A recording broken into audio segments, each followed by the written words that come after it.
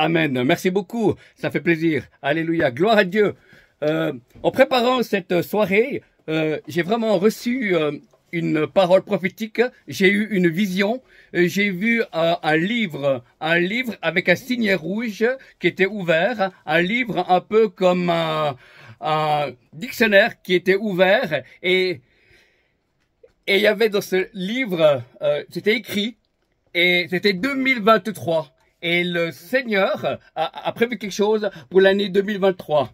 Et je dis, c'est moi qui tiens les destinées. C'est moi qui tiens mon église. C'est moi qui tiens Israël. C'est moi qui tiens l'économie au-dessus de la terre. J'ai tout créé. Et je suis celui qui est de toute éternité. Et j'agis avec mon esprit de mon peuple. Et en cette fin d'année et début d'année prochaine, j'appelle mon peuple à se lever. J'appelle mon peuple à me rechercher de tout leur cœur. Il y a un urgent appel à passer du temps de l'intimité. Le Seigneur dit, je ne veux pas des gens qui font, je veux des personnes qui se mettent à mes pieds pour m'écouter, pour recevoir mes instructions, pour recevoir mon pardon, pour recevoir mon onction, pour recevoir ma vie. Je t'ai appelé, serviteur, servante de l'Éternel. Je t'ai appelé, mais parfois tu es trop loin de moi. Tu œuvres, tu as un appel, tu as un ministère, mais tu n'es plus rempli de ma présence. Et moi, je vais te remplir de mon feu, je vais te remplir de mon amour, je vais te remplir de mon autorité, afin que tu portes du fruit et que ton fruit demeure. Je suis celui qui ramène les brebis perdues. Je suis celui qui consolide l'église. L'église peut changer de forme, mais ce qui compte, c'est que l'esprit agisse au-delà que vous pensez imaginer et demander.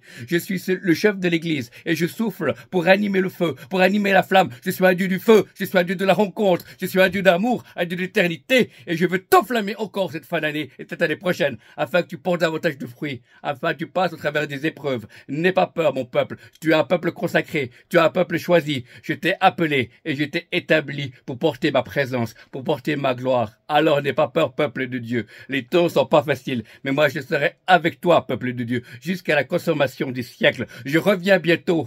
Je reviens chercher mon église. Prépare-toi, car tu sais pas quand je reviens. Prépare-toi. Je reviens bientôt. Je t'aime et mes promesses sont oui et amen. Que celui qui nous écoute ce que l'Esprit dit à l'église. Alléluia. Alléluia. Amen. Gloire à Dieu. Donc, de la prédication de la parole, je vous soumets cette parole-là. Et on va rentrer dans les quelques moments que j'ai de vous exhorter avec le titre du message « Où en es-tu dans ta marche avec Dieu ?» Je vous invite dans Genèse 3.9. Genèse 3.9. Là, oui, on commence par un verset de la Genèse. Revenir. La Genèse, c'est le commencement.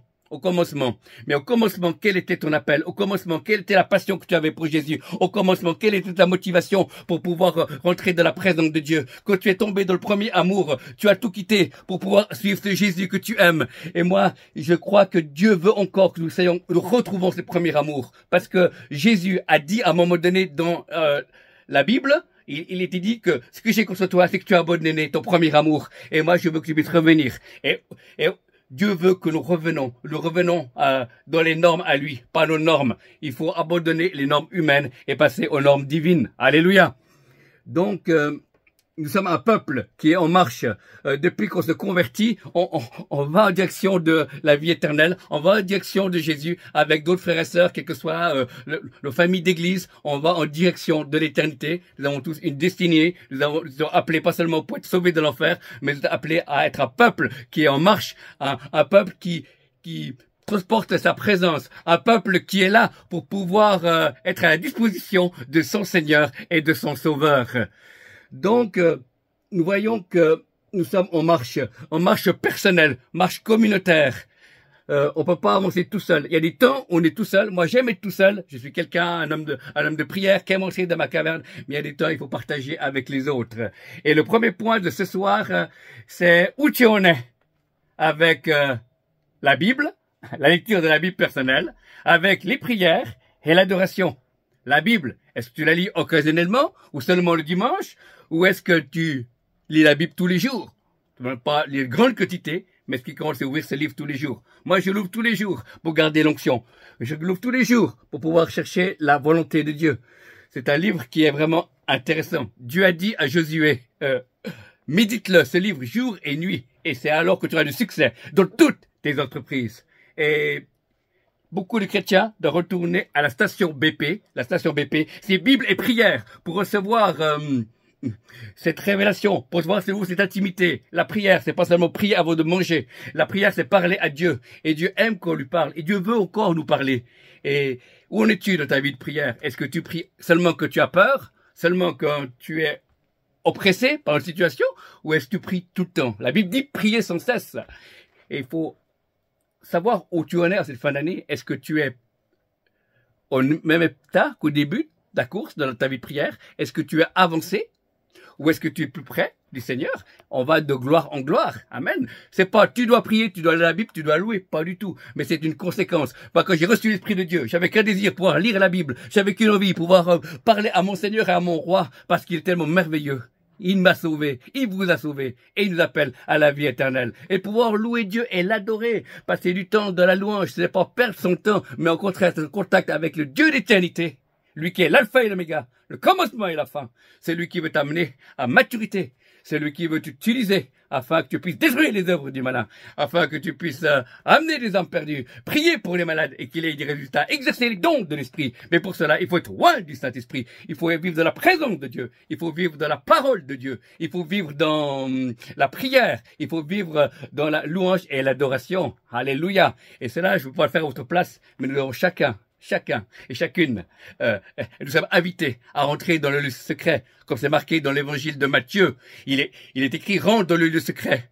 Prie ton Père, qui te voit et qui te le rendra. Amen, alléluia. Et je prêche pas tous les jours, mais tous les jours, je peux me mettre à genoux, je peux rentrer dans la présence de Dieu et prier mon Père, parler au Saint-Esprit, parler à Jésus. Et ça, c'est bon, c'est merveilleux. Et c'est ce qu'il attend de nous. Nous sommes ses enfants. Et nous voulons avoir un maximum de communion avec lui, même si on travaille dans les vies séculières, nos vies professionnelles, vie de famille, défis, exactement. Mais nous avons passé du temps dans la présence de Dieu, des temps de qualité, et des moments c'est un peu plus bousculé, c'est un défi, c'est pas toujours facile, je vous comprends, pour moi aussi, pour tout le monde, pour chacun d'entre nous, mais on doit faire un effort, on doit se positionner. Et c'est tellement bon de pouvoir être en contact avec celui qui est le chemin, la vérité et la vie. Alors, de lecture de la Bible, tu dois avancer, alléluia. Pas seulement lire les livres des proverbes, mais tous les livres de la Bible. Amen, alléluia. C'est tellement bon de lire la parole de Dieu. La foi vient de ce que l'on entend. Est-ce que l'on vient de la parole de Dieu? On ne lit pas la Bible par habitude, mais on lit la Bible comme des texto. La Bible est le texto de Dieu. C'est le plus long texto de tous les temps. Alléluia. La Bible est le plus long texto de tous les temps où Dieu te parle. Amen. Au travers de cette parole qui est écrite et illuminée par le Saint-Esprit.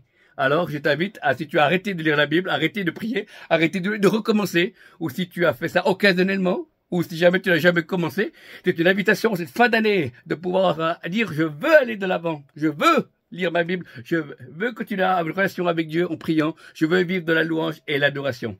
Ça, c'est le premier point. Le deuxième point, en cette fin d'année, c'est pouvoir avancer de la sanctification. Amen. Alléluia. C'est un mot qui est un peu difficile. On a peur. Mais non, la sanctification. Sans la sanctification, personne ne verra Dieu, nous dira la parole de Dieu. Alléluia. Donc, on doit se sanctifier. C'est une mise à part. C'est une fois que tu étais sauvé, l'Esprit de Dieu vient habiter en toi. Tu as un temple du Saint-Esprit. Tu as un temple du Saint-Esprit. Amen. Et puis, parce que tu es le temple du Saint-Esprit, eh ben, tu es saint parce qu'il est saint. Amen.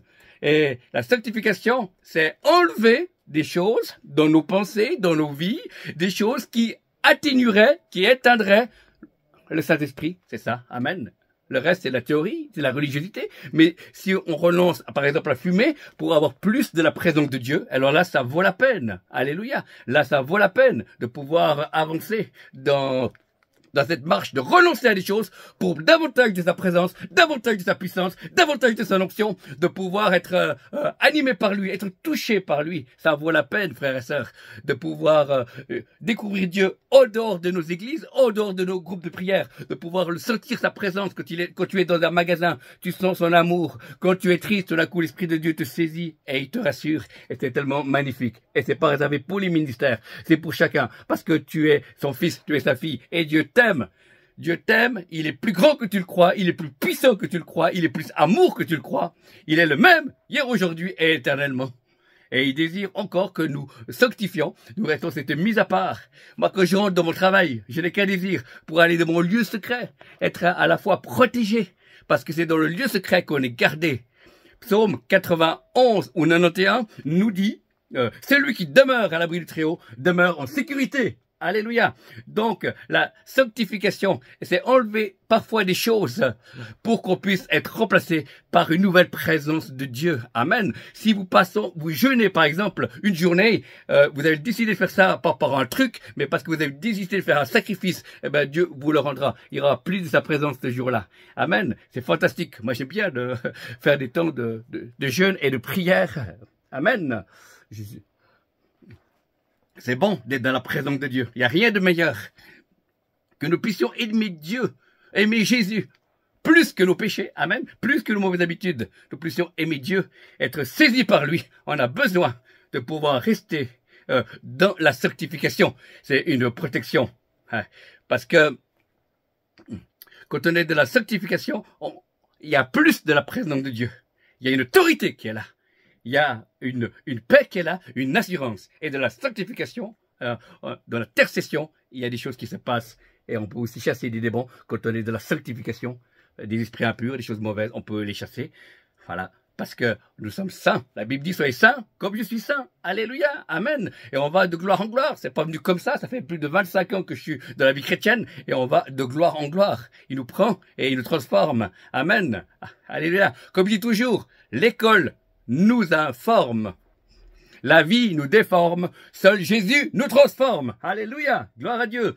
Donc la sanctification, c'est une protection. La sanctification pour l'homme et la femme de Dieu, pour l'enfant et la fille de Dieu, c'est une protection. Une protection qu'en fait tu peux rentrer plus facilement dans la présence de Dieu parce que tu restes sanctifié. Et c'est le manque de sanctification de l'Église en Europe qui éloigne aussi Dieu. Amen. Oui, parce que Dieu nous aime, mais il n'aime pas le péché. Mais si nous confessons le péché, il est fidèle et juste pour nous pardonner et nous purifier de toute iniquité. Alors, en cette fin d'année 2022, est-ce que tu es plus sanctifié que l'année passée, que début que tu as commencé la marche?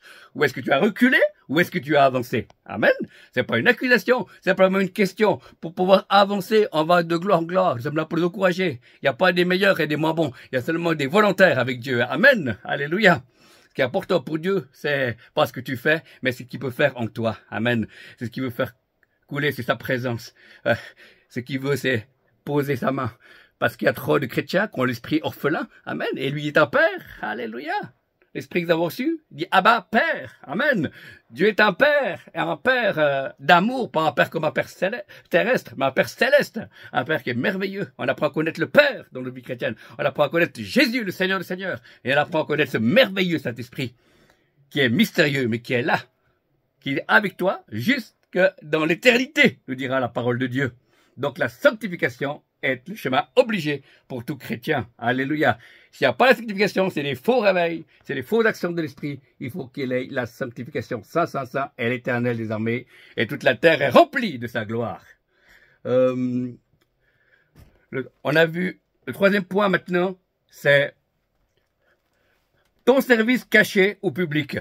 Ton service caché au public, ton service caché au public, c'est-à-dire que Dieu l'a sauvé. Pas qu'on soit sur la terre comme une salle d'attente, mais qu'on soit en préparation d'une vie nouvelle, une préparation pour l'éternité, mais en servant Dieu. On sert Dieu et on sert les hommes en même temps. On ne peut pas être détaché du corps de Christ.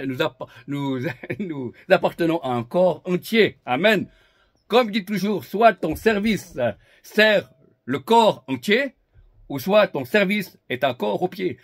Amen. Mais non, notre service est un corps pour le corps entier. Amen. Alléluia. Que ce soit un service caché au public. Et Dieu cherche des hommes et des femmes, des appels, pas seulement à ceux qui prêchent, mais à différents appels, à différents endroits, à se tenir et à avancer. Où es-tu au service? Es-tu consommateur aujourd'hui? As-tu commencé à servir dans un travail caché au public, dans l'église ou pas?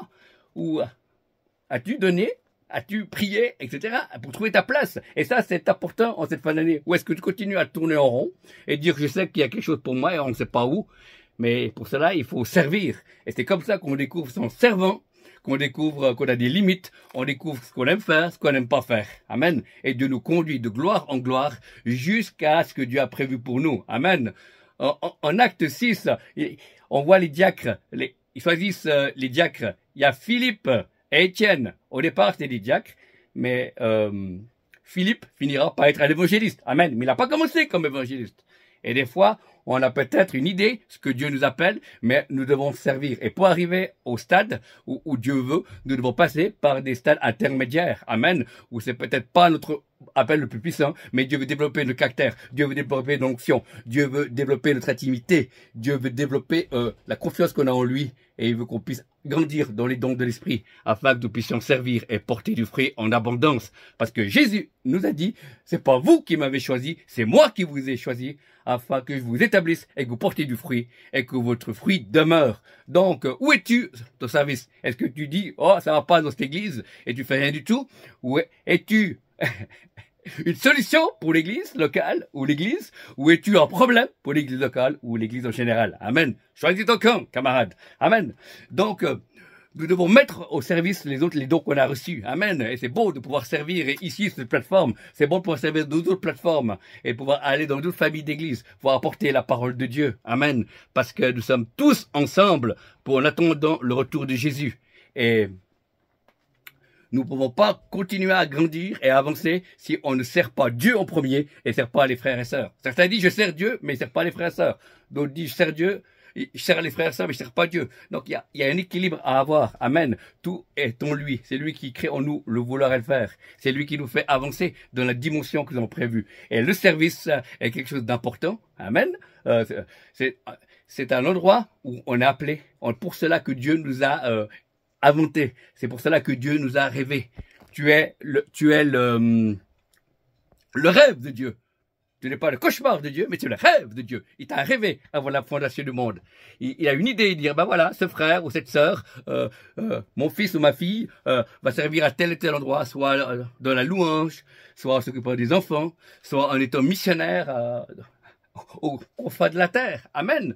Ce qui compte, c'est nous sommes tous différents. Il ne faut pas se comparer les uns aux autres. Nous avons tous des appels différents, mais nous avons le même Saint-Esprit. Nous avons la même Bible. Nous avons le même Seigneur.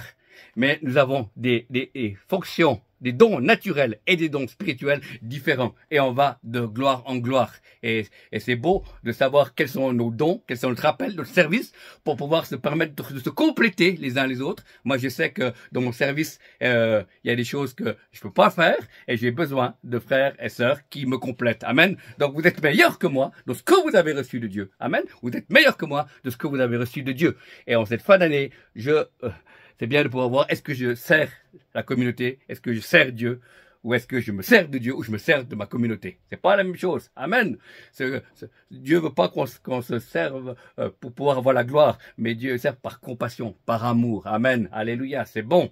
Et des fois, quand je prends la voiture et que je roule 1 heure de temps et je vais prêcher seulement pour 10 personnes, eh ben ça vaut la peine parce qu'ils font partie du cœur de Dieu. Et j'ai de l'amour pour eux. Et je leur sers pas du réchauffer. Je me mets vraiment à l'écoute de Dieu. Amen. Et on donne le meilleur. Amen. Parce qu'avec Jésus, il t'a donné le meilleur. Il a donné Jésus pour toi. Il a donné Jésus pour l'église. Amen. Et on doit donner le meilleur pour Dieu. On doit donner le meilleur dans l'église. Amen. Alléluia. Nous sommes tous des meilleurs dans le domaine. Alléluia. On doit avancer. Certains doivent se former. On doit penser différemment. On doit agir. Amen. On ne doit pas continuer un cycle parce qu'on a fait ça dans l'église depuis X années. On va continuer à le faire, ça ne porte pas de fruits. Il faut voir si c'est bon. Il y a des choses qui sont améliorées. Il y a des choses, l'Esprit de Dieu est vivant. L'Esprit de Dieu est mouvant. Amen. Il est là pour nous aspirer. Amen. Pas pour faire des copies-coller. Il est là pour nous aider. Amen. Il est là pour... Amen. Dans une réunion, j'étais en France et... j'ai fait comme ça, et aussitôt une personne tombe. Après, je fais comme ça, et une personne tombe. Je fais comme ça, et 3 personnes tombent. Ben voilà. C'est pas la réunion de ceux qui tombent et ceux qui tombent pas. Mais c'était pourquoi? Parce que le Saint-Esprit à un moment voulu. On doit suivre l'onction. Amen. On doit pas utiliser l'onction. On doit voir où l'onction va nous conduire. Et l'onction de Dieu nous conduit. Et il faut être sensible au Saint-Esprit. Amen. Il faut la sensibilité. Parce que Dieu est tout puissant. Et on doit collaborer avec lui. Nous sommes des vases de terre qui sont remplis de la présence de Dieu pour collaborer. Dieu fait pas de nous des robots. Dieu ne fait pas de nous des extraterrestres, mais des terrestres extra, pour qu'on puisse servir Dieu, que nous puissions apporter la délivrance, le salut, afin que nous puissions être des hommes et des femmes loin du Saint-Esprit, afin que quand tu prophétises et que tu dises 2 mots, que ce soit loin. Amen. Alléluia. Gloire à Dieu. Soit tu es loin de l'Éternel, ou soit tu es loin de l'Éternel. Choisis ton camp, camarade. Amen. Mais nous devons être des hommes et des femmes qui se laissent influencer. Nous ne sommes pas des hommes et des femmes qui utilisons la Bible. Nous sommes des hommes et des femmes qui se laissent utiliser par la Bible. Amen. Nous sommes là pour détruire les œuvres du malin, apprendre. Nous sommes là pour pouvoir imposer les mains aux malades. Et peut-être la dernière fois que tu as prié et qu'un malade était guéri. Amen. Je ne parle pas un grand cancer, mais une petite maladie. Amen. Eh ben, on y va, on continue, on avance jusqu'à qu'on ait plus de résultats. Amen. Parce que Dieu multiplie, c'est-à-dire de multiplication. Amen. Si tu as prié pour un malade et il était guéri, ben Dieu veut répéter cette action au travers de toi, mon fils, ma fille, parce que il est Dieu et c'est lui qui guérit. Amen. Nous n'avons même pas le pouvoir de guérir une mouche. Mais seul Dieu fait mouche par la guérison, avec la prière de la foi. Amen. Car seule la foi, il est possible de plaire à Dieu. Et Dieu est là pour pouvoir être derrière tes paroles si elle est ointe. Si tu parles dans le temps de Dieu, nul n'est plus grand que sa vie de prière, disait un homme de Dieu. Nul n'est plus grand que sa vie de prière. Amen. Tous ceux qui ont fait la différence dans les mouvements de réveil, dans les mouvements prophétiques, ce sont des hommes et des femmes de prière, des hommes et des femmes qui désirent pas être vus sur les estrades, mais qui voulaient la présence de Dieu. Amen. Et il y a encore de la place pour être dans la présence de Dieu. Il y a encore de la place pour être dans la présence de Dieu. Et Dieu cherche encore des hommes et des femmes, des enfants, des jeunes gens et des jeunes filles et des aînés, pour qu'ils se tiennent devant Dieu et qu'ils l'aiment et qu'ils l'adorent pour qui il est. Pas pour dire Dieu fait ce que j'ai envie, donne-moi ceci, donne-moi cela. Non, pas chercher les mains de Dieu, mais chercher le cœur de Dieu. Et je crois que c'est important que le peuple de Dieu en cette fin d'année 2022 puisse chercher plus le cœur de Dieu que les mains de Dieu. Que nous puissions ainsi pouvoir rentrer de cette nouvelle année avec sérénité, en sachant qu'il est l'alpha et l'oméga, le commencement et la fin. Amen. Il est là pour nous encourager, il est là pour nous aider. Et combien de fois je suis tombé aussi par des erreurs, par des choses comme ça, mais Dieu nous relève. Le juste homme, cette fois, il se relèvera toujours. Dieu ne cherche pas des gens et des femmes parfaits. Non, pas du tout. Dieu cherche des hommes et des femmes qui lui obéissent. Et ça, vous pouvez. Et ça, je le peux. Dieu cherche des hommes et des femmes, pas parfaits, mais des hommes et des femmes qui lui obéissent. Est-ce que tu obéis encore à Dieu? Ou fais-tu ce que tu veux? Amen. On a un choix, Dieu laisse libre, hein, laisse libre quand la conversion, personne t'a mis un pistolet et dit je dois choisir Jésus. Non, on était tous libres de choisir Jésus. Et à un moment donné, ben, l'Esprit de Dieu nous transforme, on va de gloire en gloire. Il y a les pensées à transformer, à amener toute pensée captive à l'obéissance de la parole de Dieu. Et c'est cela. Et on va de gloire en gloire. Amen. Et tu es appelé à vivre d'expérience avec Dieu. Tu es appelé à vivre d'expérience avec le Saint-Esprit, dans l'église et à l'extérieur de l'église. Tu es appelé à découvrir les choses. Un jour, je marchais en Suisse, dans une de nos rues en Suisse, une petite ville, et j'étais heureux, tout ça, de la paix, et tout d'un coup, il y a je me mets à pleurer, il y a un esprit de tristesse qui tombe sur moi, oh là là, j'étais vraiment dépressif. Et aussitôt, je dis non, mais j'étais heureux il y a moins de 2 minutes, qu'est-ce que c'est ça? Je refuse cela au nom de Jésus. Et j'ai senti, couac, comme un ballon qu'on perçait. Et c'est parti. Amen. Et là, j'ai compris qu'il y avait un monde spirituel et que c'était un esprit de tristesse. Amen. Mais ça arrivait qu'une fois en 20 ans. Et c'est pour ça que c'est une expérience que Dieu nous permet de vivre. Amen. Une autre expérience que j'ai vécue, qui était merveilleuse pour voir qu'on peut vivre des choses à l'extérieur de l'église et de le groupe de prière aussi. Je me promenais sur les quais où il y a le train, à la gare. Et tout d'un coup, il y a un chien qui est venu, qui avait l'air méchant, entre un berger allemand, plus petit qu'un berger allemand, mais plus grand qu'un caniche, entre les deux, environ, voilà. Et ce chien, il avançait comme ça, voilà. Et puis le monsieur, c'est de l'appeler, et puis il obéissait pas, et il vient vers moi, voilà. Et moi, je l'ai vu arriver. Et je voulais essayer de courir, et j'ai vu que la salle d'attente était trop loin. Alors, qu'est-ce que j'ai fait? Je me suis retourné face au chien, et je me suis commencé à louer Dieu. Amen. J'ai commencé à louer Dieu. Le chien arrivait à toute vitesse. J'ai loué Dieu. Et aussitôt, le chien arrivait et à moins de 10 cm, le chien s'est arrêté. Il a fait demi-tour et il est parti. Amen. Soit parce que je chantais faux, mais je pense que ce chien était habité et que c'est les puissants des ténèbres. Et on loue le Seigneur. Eh ben, ce qui était dans le chien, on l'a empêché de pouvoir me mordent. Et c'est pour ça que je n'ai rien eu et que j'étais indemne. Et c'est pour ça que l'évangile est palpable. L'évangile est vérifiable. Dans le sens pas que tu sois meilleur que ton frère ou ta sœur, mais tu dois vivre des choses avec Dieu. Voilà, amen. Parce que l'évangile n'est pas que théorie. Amen. Il y a la place pour la théorie. Il y a la place pour différentes choses. Mais il y a aussi un vécu qui doit être là, en parallèle. Amen. Et Dieu nous appelle à être des hommes et des femmes qui ont un vécu. Amen. Qui ont un vécu avec lui. Qui ont un vécu. Mais oui, des choses que nous puissions vivre. Et je ne sais pas toujours de la victoire, il y a des moments où c'est plus difficile, il y a des moments où je doute aussi, mais ce qui me rassure, c'est sa présence. Je cultive sa présence, que je serve ou je ne serve pas. Je cultive sa présence au fond de mon cœur, dans mon travail, à différents endroits que je vais donner magasin. Je garde mon cœur et quand j'ai besoin de lui pour une prière, parce qu'on me téléphone, pour une prière d'autorité, eh ben, Dieu est là, il est fidèle. Amen. Si nous sommes infidèles, lui demeure fidèle, car il ne peut pas se renier lui-même. Donc c'est merveilleux de pouvoir servir le roi des rois, le seigneur des seigneurs, celui qui est, qui était et qui revient bientôt, celui qui veut enflammer ta vie, celui qui veut encore te guérir, peut-être encore des blessures. Et moi aussi passé par des blessures que j'ai dû guérir. On a même chassé tous les démons existants et inexistants de ma vie. Maintenant, ça va mieux. Amen. Mais j'ai aussi dû faire de la relation d'aide. Amen. Mais c'est pas grave. Ce qui compte, c'est que les gens soient libres. Amen. Ce qui compte, c'est que c'est pas le nombre de fois qu'on va chez le médecin ou à la relation d'aide ou se faire chasser des mauvais esprits qui est important. L'important, c'est que tu sois libre, mon frère, que tu sois libre, ma sœur, pour pouvoir rentrer dans les œuvres qu'il a préparées d'avance. Parce que Dieu a tout prévu. Il a tout prévu. Il veut que nous puissions rentrer dans la dimension et au début de cette année, l'année prochaine, pouvoir se positionner justement dans les bons endroits, dans la bonne direction, pour pouvoir aller de l'avant. Et c'est bon de pouvoir s'attendre à Dieu. Et lui, il est fidèle. Et nous devons apprendre à connaître Dieu. Le peuple qui sera fort, c'est celui qui connaîtra son Dieu. Pas seulement intellectuellement, les versets, mais des expériences où Dieu te protège, où Dieu te guérit, où Dieu te console, où Dieu se révèle à toi, parce qu'il est le chemin, la vérité et la vie. Amen. Il peut te parler n'importe où. Alléluia. Des fois, il y a eu des thèmes de prédication, des noms de maladies, que ce soit dans le lieu de travail, que ce soit dans la rue, que je marche, que ce soit à différents endroits. Je m'arrête, j'ouvre mon téléphone, je mets sur mes mots une phrase, un mot, et je dis merci Seigneur, et je continue à vivre normalement, comme tous les croyants. Amen. Comme tous les gens nés de nouveau. Alléluia. Pas être mystique, il faut être véridique. Amen. Pas être mystique, mais il faut être véridique. Amen. Voilà. On ne vit pas toujours dans le miraculeux, mais on connaît le Dieu des miracles. Tu connais pas ce que l'année prochaine sera et les années d'après, mais tu connais celui qui connaît l'année prochaine, celui qui connaît les années qui viennent. Alléluia. Et ça me suffit et ça nous rassure de savoir que lui connaît tout d'avance. Amen. Lisez le psaume 139. Alléluia. Tu sais quand je m'assieds et quand je m'endors.